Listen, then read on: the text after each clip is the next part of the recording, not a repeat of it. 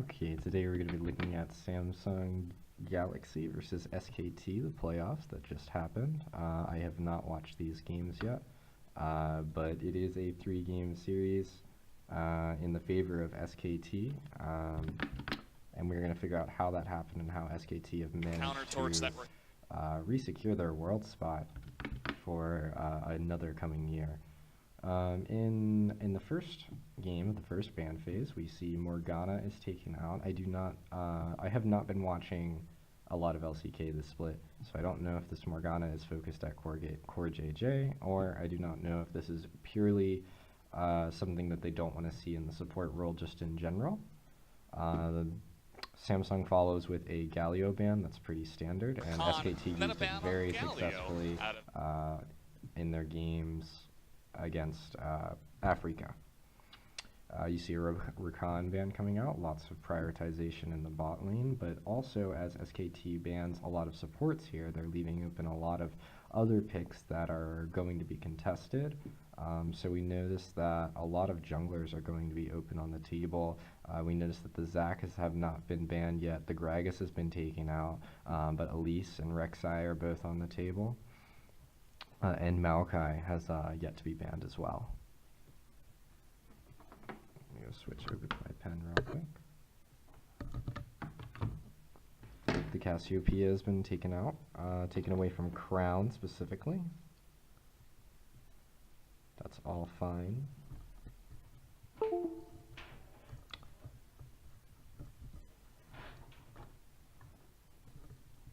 the hell? My tablet not agreeing with me. Okay, so we see a Kalista ban final pick. So we see the Zac getting taken away immediately. Zac's probably going to be responded to with Maokai, I would assume. What the problem is for Samsung is that they banned Gragas, and I would usually recommend Gragas versus Zac. It's actually a pretty good matchup, and Gragas can offer a lot of pressure, even though Zac generally takes the reign on that. Their Samsung locks in Jarvan. We don't know if this is a top lane Jarvan or a jungle Jarvan, but keeping that flex pick open on the table requires SKT to think a little bit more. And then they go ahead and they lock in the Tristana, and that's going to be popular for the same reasons that we've talked about in the Africa games, and how Tristana can end the laning phase very quickly and force objectives around the map too fast and snowball the game very quickly. Unfortunately, because SKT ended up banning all of these non-popular bans, non-popular power picks, where you usually see a lot of these in games, whereas you don't normally see them banned. SKT goes ahead and they pick up Caitlyn, so Caitlyn is going to be winning the bot lane for SKT, so now they have a 1 bot lane, and they have the strongest, arguably, jungler in the game, and that jungler doesn't have a clear response.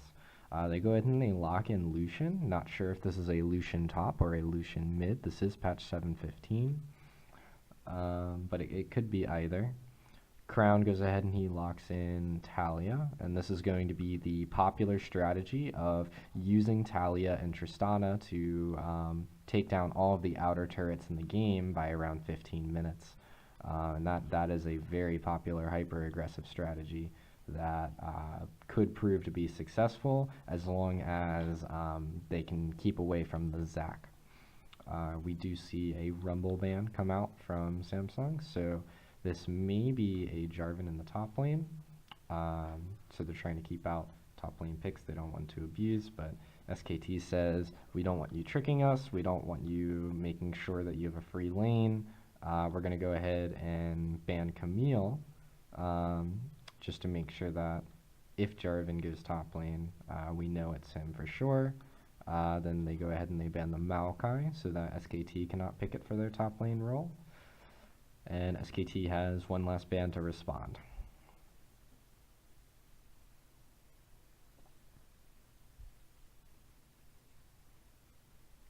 So they go ahead and they ban Trundle. This is something that they used yesterday in the top lane themselves as a counterpick to Cho'Gath. And speaking of which, Cho'Gath is actually still on the table for the following picks, so we don't... Oh, here it is, Samsung, going to be taking up the Cho'Gath, and that's probably going to be a Cho'Gath jungle. But we are going to go ahead and focus on how that's going to be used. Because we have, now that we have a power aggressive jungle, they have a lot of power around objectives. And you can tell this, they have the Talia wall, they have the Tristana that can eat turrets, and we have the Cho'Gath, which can secure neutral objectives, like the Dragon, and the Baron and Rift Herald, and really it's incentive for him to do that so that he gets more out of his E.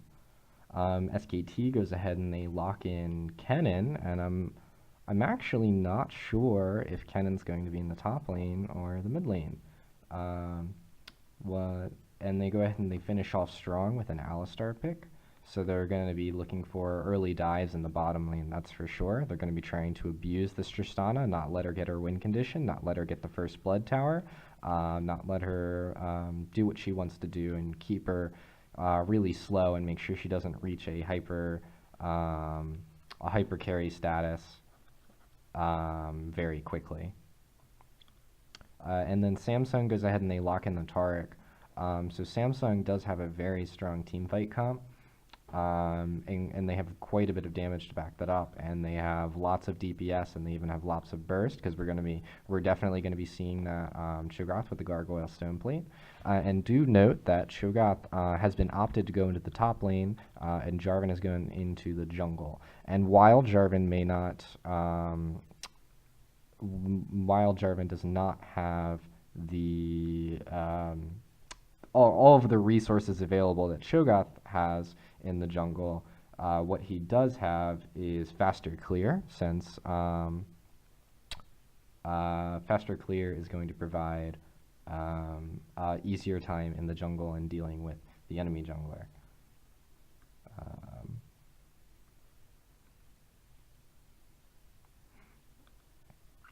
So let's go ahead and talk about win conditions. So Taric is a weird pick for me, because Taric loses lane, and he loses lane just specifically because he's kind of not useful before he gets about level 7, 8, 9, before he starts maxing his heal, before he starts maxing any ability, really. They did buff him recently so that his passive gives him a little bit of extra damage, but it's not even going to be used that much, it seems, because he's taking Ancient Coin. But because they lose this lane, this is a little bit odd for me, because the Tristana isn't going to want to push in very hard. They aren't going to want to seem vulnerable, because if the Tristana seems vulnerable, and Samsung isn't really going to be able to do anything about it, because they have Taric, and Taric isn't going to provide that many resources for Tristana, especially before level 6. So they're going to want to let this lane push into them, which I'm sure SKT is fine with, as Bang is going to be playing on the Caitlyn and winning the lane really hard, and trying to force a CS lead whenever possible. And due to the fact that SKG drafted Alistar, I already mentioned that they're going to be looking for dives with Peanut onto the tower. So Samsung don't have a winning bot lane, so bot is lost. That's one lane out of 3. In the mid lane, they have what I would normally call a skill matchup, but I cannot say that I 100% know who will win this lane. I know that they both have heal and flash, so it's going to be very, very close. And Talia may push in early, but if Faker gets his first item, then he may be able to bully Talia a little bit more, just because of the mobility and the ability to dodge a lot of Crown's damage. So mid lane is kind of even. We're just going to call that even. Lost. And then top lane is kind of lost. Cho'Gath isn't going to be doing anything against Kennen. That's for sure. Kennen's range. Kennen has a lot more get away from ganks.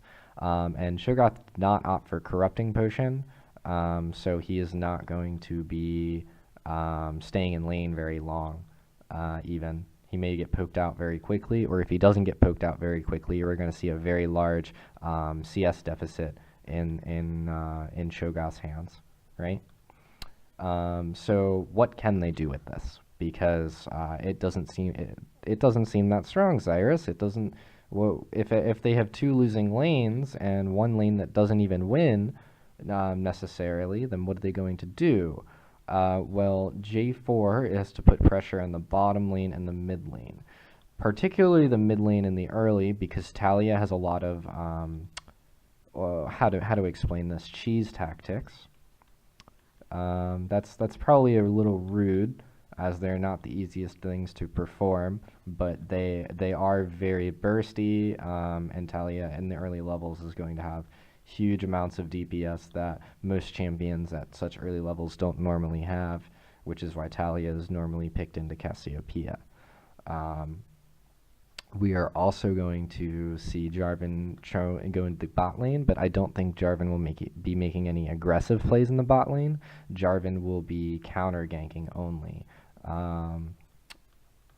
And that will be he'll be trying to counter gank this dive that's going to happen with Alistar and Zac to try and make the dive go wrong. But otherwise, because they have Tristana Taric, they aren't going to be looking for 3v3 fights before level 6. And even after level 6, it's not very strong. It's not going to be very strong unless they can burst the Caitlyn very quickly, and that would mean that Bang has made a very bad mistake. So if they can force a 3v2 if Jarvan's going to be ganking early, and we know that could be possible. Because let's look at Jarvan's pathing. He starts blue, wolves, then goes to red. So either he's going to top side or he's going to mid, or he might even go to race after that. No, he'd have to take 2 more camps before he's level 4. So but since he needs the 2 camps, he's not going to have a very good jungle path. I don't think this is very efficient for Jarvan, because he's not going to be ending up in the mid lane, he's not going to be ending up in the bot lane. And ending up in the top lane is not necessarily easy to gank. But if he gets there before Kennen hits level 3, which possibly is what he's doing, gank Kennen before Kennen takes a point in E. Takes E. Then maybe they can get a early flash on the Kennen. Flash/blood. And that's what you're going to be looking for. But as for Zac, he went red. He's at wolves right now. There's a ward on his blue, but we're not sure when that's going to be running out. And he can do a lot of things. We've talked a lot about Samsung, but let's talk about what SKT wants to do. So SKT is a winning bot, and they have a winning top, which means Zac is very comfortable going into both of these lanes whenever they make a mistake at all. And if Zac can sway the even lane, in the favor of SKT, then SKT can have 3 winning lanes, and they can snowball the game off of this immediately. Because with 3 winning lanes, you're going to have CS leads in every lane, and being able to sway that to a certain point, Samsung is going to have to just accept the fact that maybe at 15 minutes, they're going to be overall in the mid, top, and bot down maybe 60 CS, 20 in each lane. But that's more likely to be 40, as bot and top are going to be winning naturally, and you're going to see Faker. We're not really sure how this mid lane's going to go yet. So Zac has a lot of pressure in all 3 lanes. Zac is comfortable going to all 3 lanes, so therefore Zac is going to be focusing on early pressure and early objectives. So Zach is going to be ganking as much as possible. He's not going to be farming as much. Whenever he sees an opportunity to gank, whenever he sees an opportunity to force a 2v1, a 2v2, to get deep vision so that he can see where Jarvan is, so he can, if he knows where Jarvan is, J4, then you can have pressure that does not have a response. Pressure without enemy response.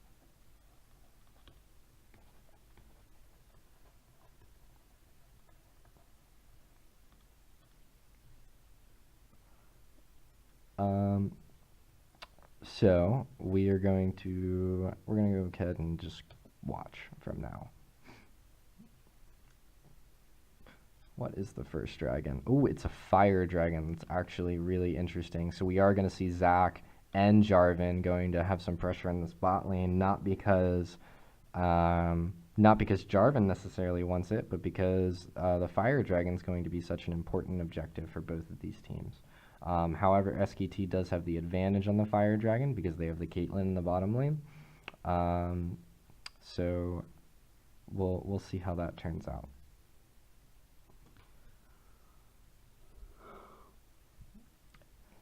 Wolf engages onto Ruler. Lots of damage goes out. Core JJ also follows up, takes some extra damage. Big trade in terms of SKT. But they get pushed in a little bit. But you can see the CS lead is already starting to take place. There's going to be... what is this trivia in front of the stats? There's already a 4 CS lead for Caitlyn, if anybody was curious. There's already a 4 CS lead in terms of Caitlyn, as long as she can get all of these. Lucian goes ahead and wards the river.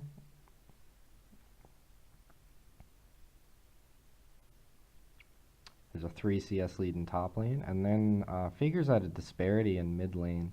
And this may be because I am not 100% knowledgeable. Oh wait, never mind. He's not far behind. No, I thought it was even. It is even. Okay, he's down 1 CS. That's his mistake, but that's going to happen to bounce back to him because he's freezing the lane just where it is right now. And Talia took a really early back for a Dark Seal and boots and a control ward and pots. And Faker has yet to use his pots, so I do not know how long he will want to stay in lane. But because Talia can push very hard, I would assume that he'd want to push his lane really hard right now while he has a lot of minions, and then back as quickly as possible because you want to be backed with your enemy so that you know what's going on. Haru has a lot of deep vision into Zach's jungle right now. So he's a control ward on the enemy blue, and he has a ward on the wolves. Wolf engaging again, using that Courage of the Colossus to soak up a lot of damage. Lots of damage going on to Ruler, but Samsung's still not able to trade back, and that's just the natural phenomenon of this bot lane matchup. And wow, the CS lead in bot lane is already 8. 8 CS. That's huge. That's beyond huge. And we see Cuvée. Now, I talked a lot about how the teleports were used to go back to top lane early for early backs in the SKT versus Africa games. And we see Cuvée has actually teleported back to lane in order to force Kennen to back Antara and teleport back to lane himself if he wants to stay in lane comfortably and not miss CS. However, Antara backs off pretty quickly. I'm not sure if Cho'Gath is freezing the lane as close as he can to tower, and that's what that is. Because I don't think Antara was missing any CS, but Antara goes ahead, he picks up his Hextech Revolver, gets some boots, grabs a pot, and he's ready to go. And he teleports back to lane. He's perfectly fine. Isn't going to be missing any CS. But the CS lead in top lane is only about 3.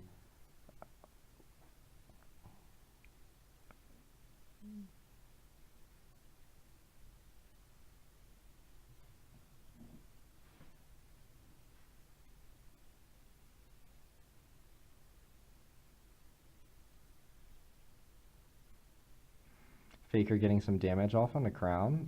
Faker does have the advantage in the lane. Wow. So, I didn't talk about what happens when these guys hit their ultimates. And this is a solo kill onto Crown. So like this is obviously a prowess and a mistake that is huge that you would normally not see in LCK.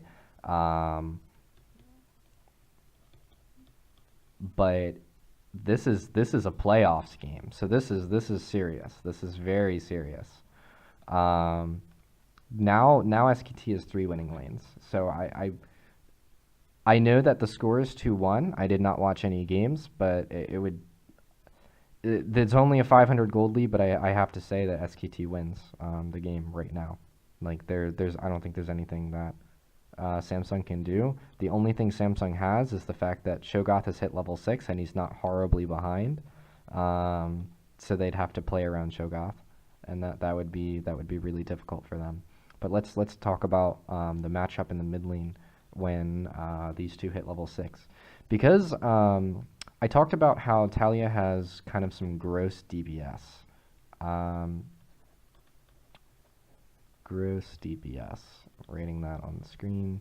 But the trade-off in this gross DPS and this trade-off where she is able to outdamage Cassiopeia and outdamage most mid laners in the early, like, the trade-off is the fact that she has a non-combat ultimate. And the reason why Lucian was able to get a solo kill here is because he does have a combat ultimate, and it actually provides a decent amount of damage. So let's actually look at that entire trade, because it was really interesting.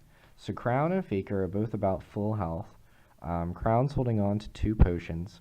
Faker's holding on to a Vampiric Scepter, and he has a refillable pot. So Faker gets the Q out on the Crown. Crown goes ahead and places down the E.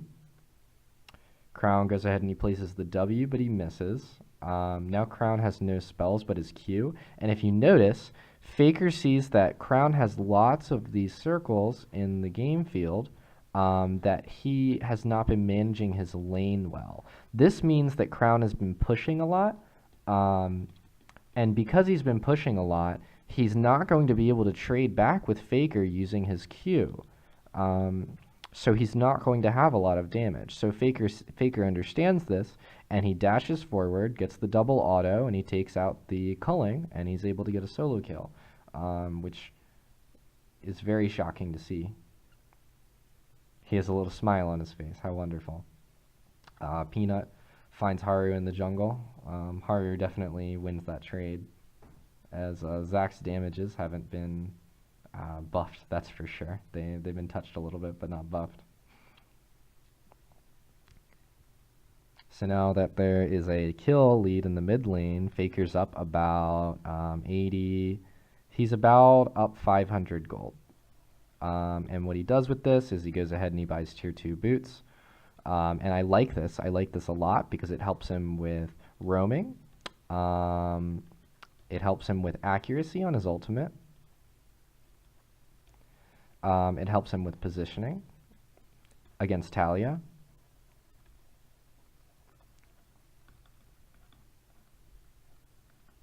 And what it helps with especially is the fact that Talia does not have tier 2 boots.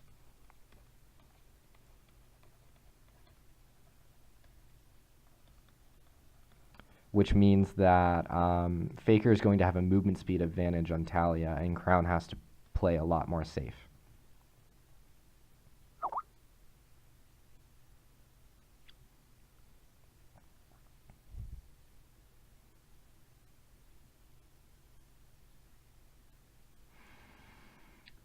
So we still see the abuse going on in mid and top. We see that Caitlyn's up about is this 5? Caitlyn's up about 10 CS, and we're at the 8-minute mark. Faker's up about 10 CS, and top lane's actually not up. Cho'Gath, I don't know if Cuvée played really well. I don't know if Antara played really badly, But what I can tell is that because there's not a advantage for Kennen in the top lane, it means that Kennen did not play the early game correctly. I don't think that blue was supposed to go over to Peanut.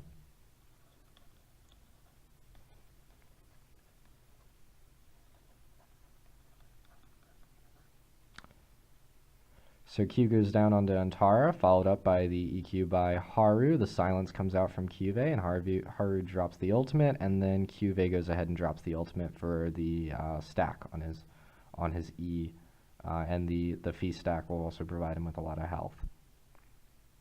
So that's one kill in favor of Samsung. Trying getting them back into this game a little bit. I think where a lot of this gold lead is not happening. No. It's that Zach has slower clear than J4 when J4 builds a little bit of damage. So there's a couple minion creeps in the jungle that actually cost a lot more gold. They're going to provide a lot more gold. So it's swaying this gold lead a little bit. Peanut sitting on the sidelines, wondering what's going on. Peanut jumps in, finds Crown, goes ahead and gets the stretching strikes. Peanut drops the ultimate, but I'm not sure what he was looking for. And some vision is traded, and that's about it. Now that Peanut doesn't have ultimate, Faker's not exactly in position. Samsung look to start the dragon. I think this is really dangerous by them, but they could do it if they tried.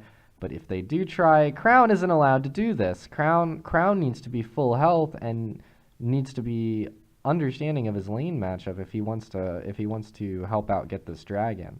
But really, the reason why Samsung doesn't have dragon pressure is because Crown lost lane. And Crown lost lane by himself, which is an insane problem for Samsung Gaming. And when Talia is behind, she's not exactly the most useful. And you can see that Talia actually had to build Seeker's Arm Guard, so she's nowhere near a comfortable build. And Lucian is almost ready with his Blade of the Ruin King, and he's going to start becoming a monster. As for other itemization, there's nothing particularly interesting. We see the Righteous Glory that's going to be coming out. Or I don't know if this is all correct. No, you see mana cooldown reduction. I like this build pathing. I do like it. The mana, the cooldown reduction, and the health, because he's going to be building towards Righteous Glory.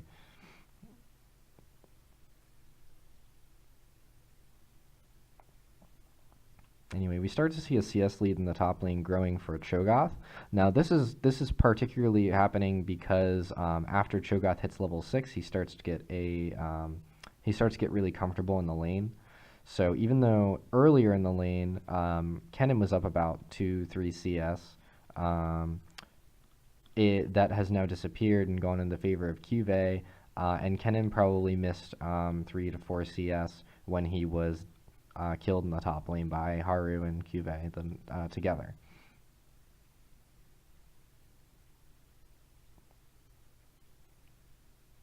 We also see the tier 2 boots priority coming out early for Bang. This is something that I recommend a lot. You see you get the BF sword on Caitlyn, you get the tier 2 boots, and then you get the Zeal, and then you go Infinity Edge. And it's a very, very strong build. And then people like to go straight into rapid fire cannon. People also like to go straight into static shiv. Some people prefer Phantom Dancer if you do not need the extra range or the extra wave clear. Phantom Dancer is just kind of underrated right now. It does give quite a bit of attack speed, but it's really only useful on people who are going to use that attack speed very efficiently.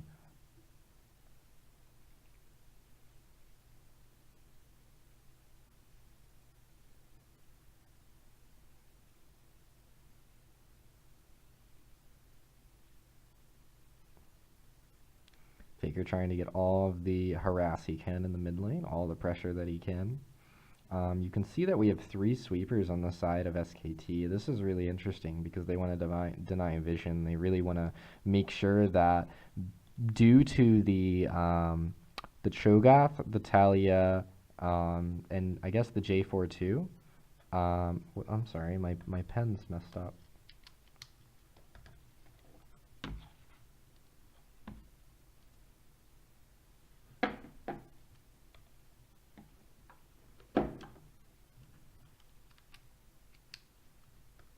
There we go.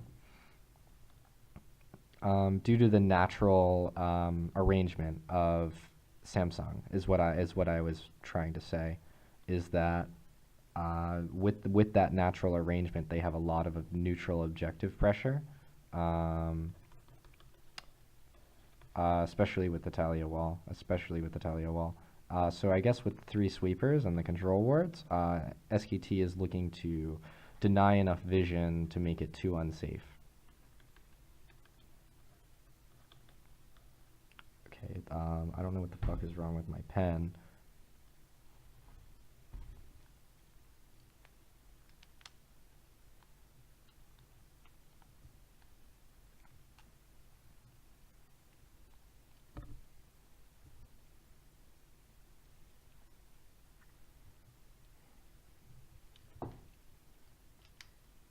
Okay, maybe that'll fix it.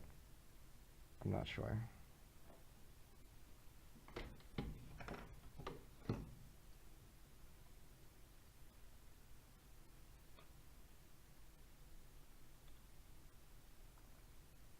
Okay, what else do we see? We see a Hextech Revolver coming out for Talia. That's really interesting. I'm not really sure what that's building into. So Ruler really trying to abuse this Tristana. You can see that SKT's bot lane tower is actually at half health, and you know that Ruler has been getting pushed in a lot, but with that small amount of time that he gets during backs, he's able to pressure on the tower, and because Tristana's Q and E, she's able to get way too much tower damage for free. Similar to reason why as to why SKT banned the Trundle, because Trundle on top of Tristana on top of Talia would be able to take over a game very easily. Okay.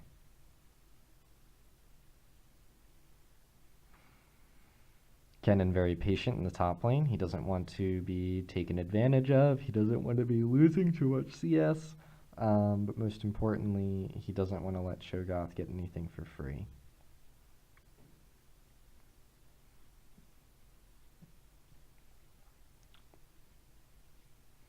So now that SKT is a Fire Dragon, I'm sure they feel a lot more comfortable. We did see Caitlyn actually went for Infinity Edge before she went and picked up Zeal.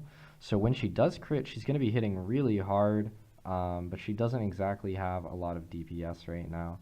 And the crit chance isn't high either.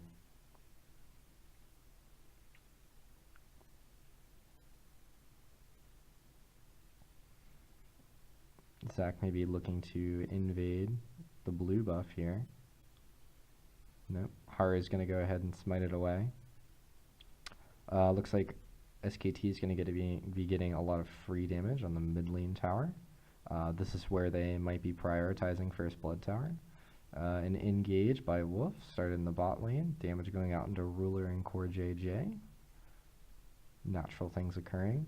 We do know that the Cho'Gath is scaling up quite nicely now. So the Cho'Gath is going to be looking for plays. And if Samsung is able to play around the Cho'Gath, then maybe they're able to get back into this game. Because right now, even though the gold lead isn't very large, they're not winning any lanes. They're not winning, or well, they're winning top lane, but they're not winning. And as far as jungle pressure, they're not winning the mid lane, and they're not winning the bot lane. And because of all this happening, and now that Cuvée might be forced to teleport here if Samsung wants to contest this dragon, but they're waiting too long. That's 2 Fire Dragons going to be going into the hands of SK Telecom, and that's a death sentence. There's no reason to even watch the rest of this game. The game's already over. 2 fire dragons. It's too strong.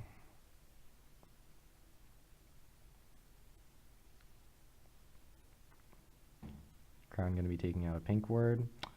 We see the static shiv build coming out from the ruler on Tristana. Very popular for the burst damage. Crown being a little bit more responsible in the mid lane with how he manages his ground. Ruler going to be getting a lot of damage onto the bot lane turret here. He's really hungry for that first blood tower, but he knows he can't get it because Alistar is going to all in, and they can't win the 2v2 fight.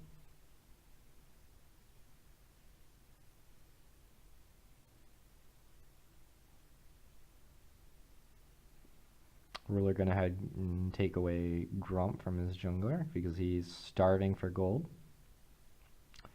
Zach is going to be looking...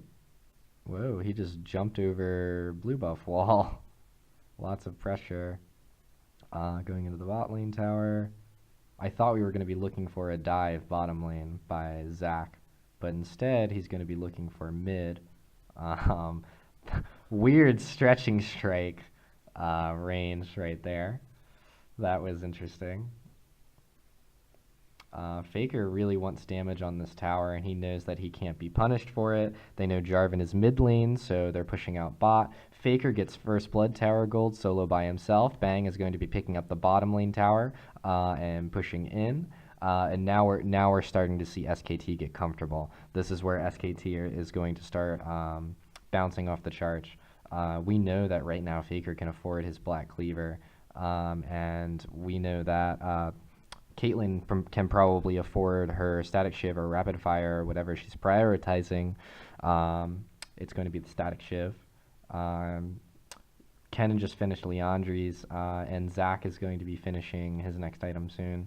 Or, well, I'm not really sure. He has Chain Vest and Kindle Gem. Those don't build an item together. So I don't know what Zach is doing, but I don't think any items are necessarily that important for Zach. Yeah.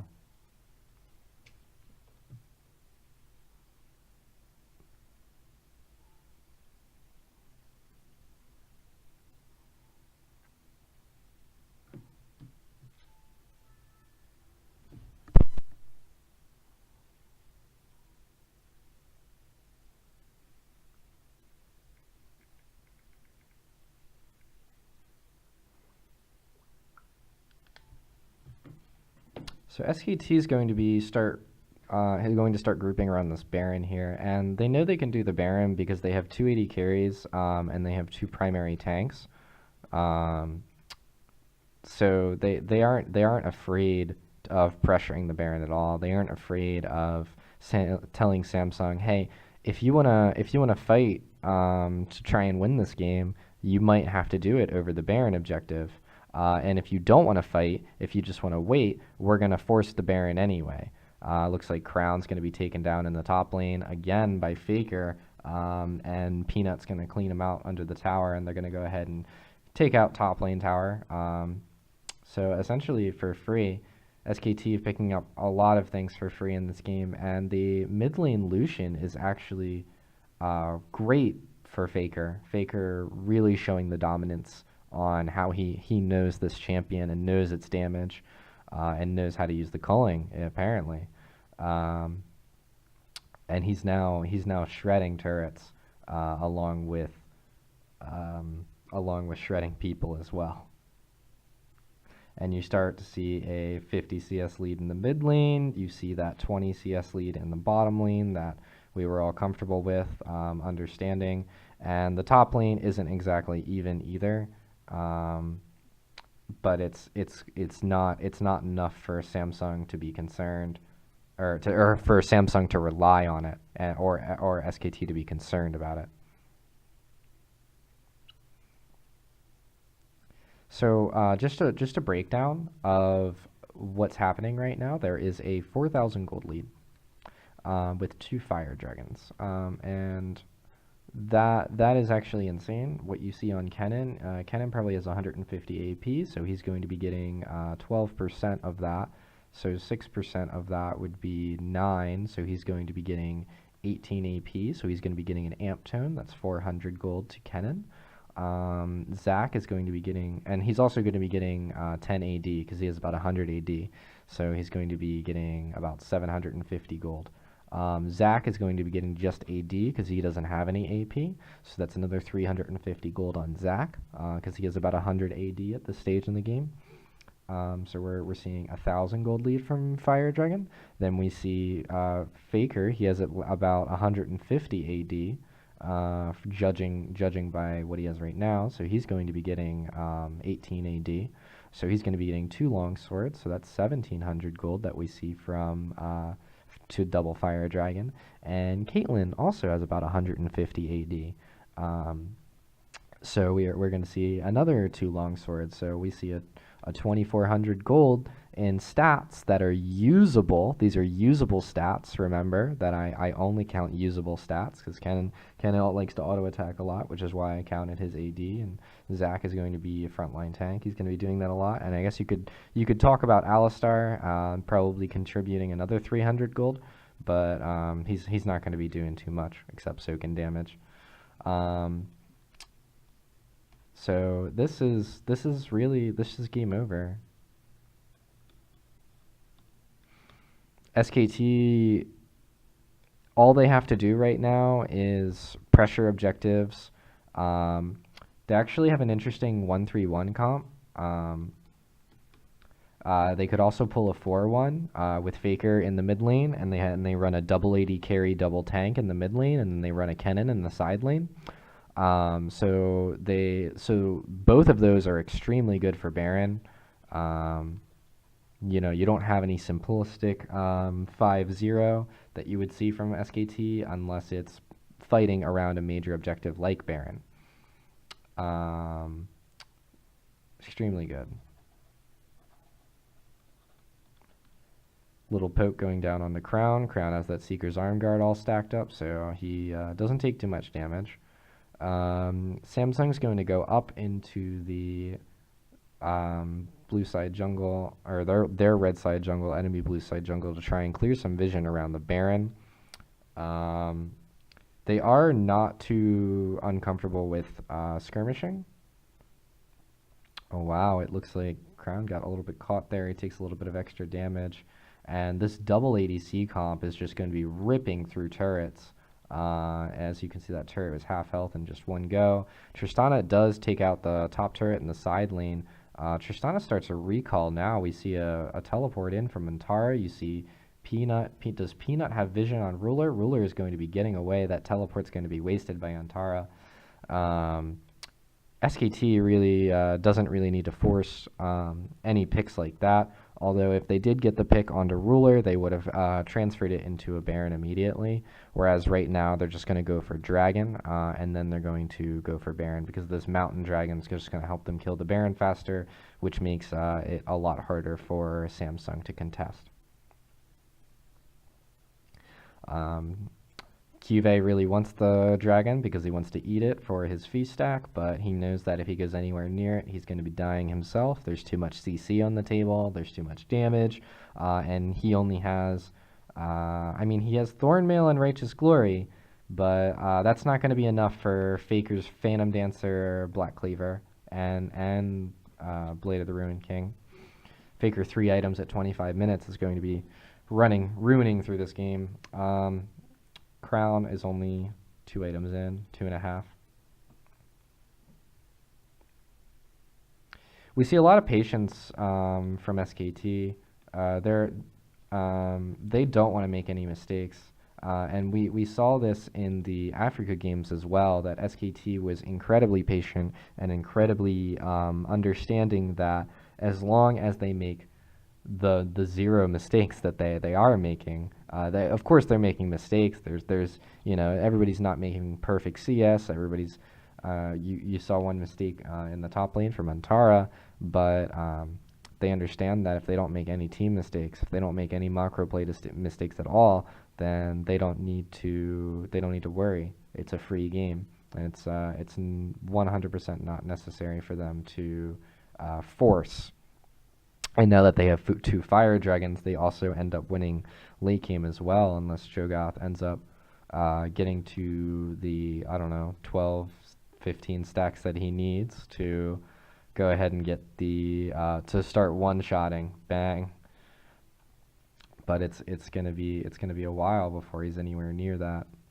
The Gargoyle Stone Plate will help him, but I don't think it'll be enough. Lots of patience and farming. You see the 60 CS lead in just mid lane.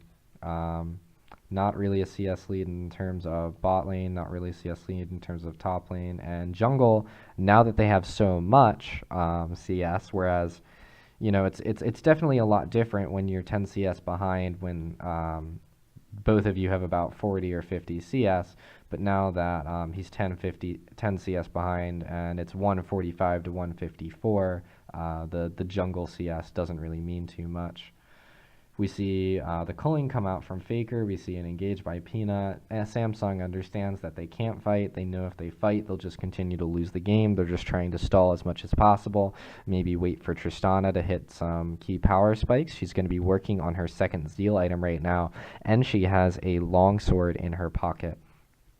So we not really sure what's going to be coming out in terms of Samsung Gaming, but they also even have a Knight's Vow that they put on Tristana, and they really want this Tristana to carry.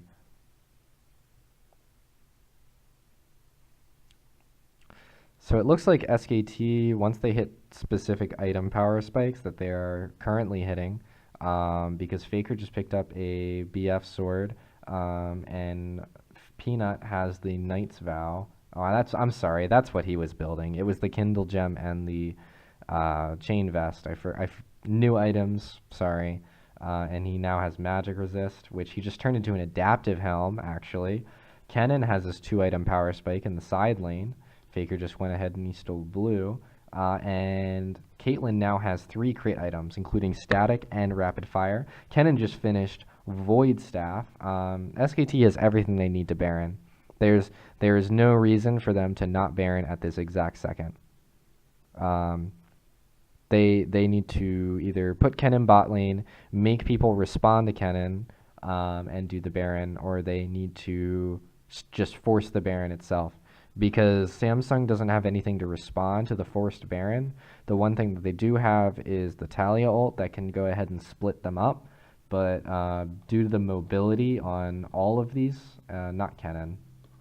Not Kennen. Kennen doesn't have mobility, or other than his E.